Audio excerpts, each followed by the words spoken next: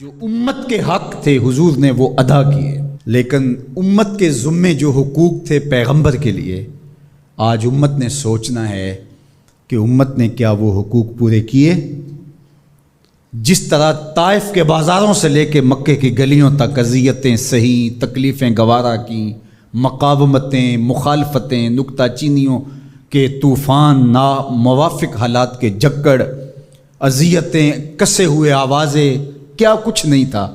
ذرا پلٹ کے مکے کی تاریخ تو دیکھو، حضرت سمیہ کے بدن میں اترتا ہوا خنجر تو دیکھو، حضرت یاسر کو تڑپ کے جان دیتے ہوئے تو دیکھو، اور پھر دیکھو کہ میرے اور آپ کے آقا و مولا کس طرح سے عزم و ثبات کے ساتھ، کس طرح تندہی کے ساتھ، کس طرح اللہ کے پیغام کے ابلاغ کے لیے کوشاں رہے۔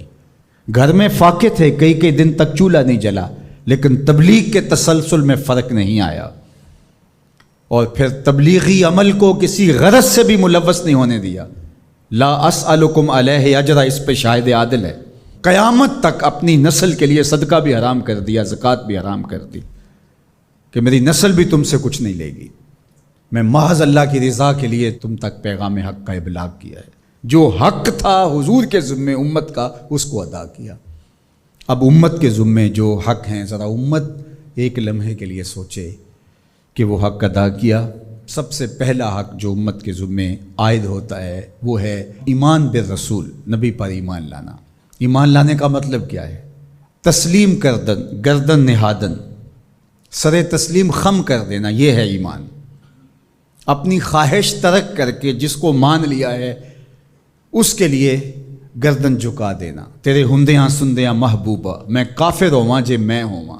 دوسرا تقاضا اتباع ہے، اور وہ ایمان کا تقاضا بھی ہے۔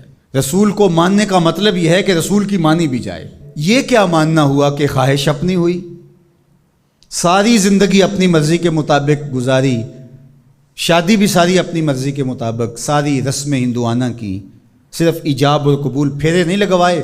وہاں کہا چلو یہاں ہم دین کا ٹچ دے دیتے ہیں، وہاں چلو تدفین کا مرحلہ آیا تو جلاتے نہیں ہیں، کفن پہنا دیتے ہیں اور تدفین کر دیتے ہیں چونکہ ہم مسلمان ہوتے ہیں۔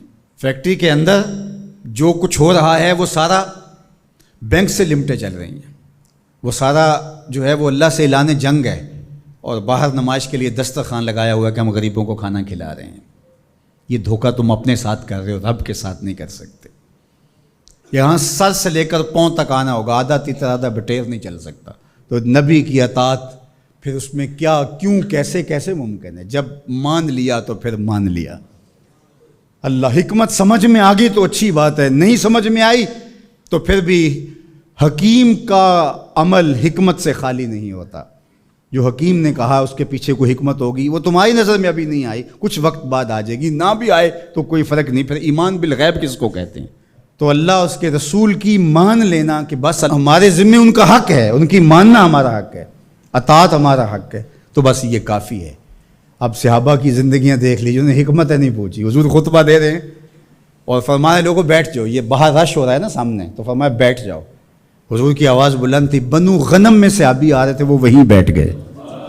اللہ اکبر۔ کسی نے کہا تم یہاں بیٹھے ہو، کہ حضور نے کہہ دیا اور بیٹھ گئے۔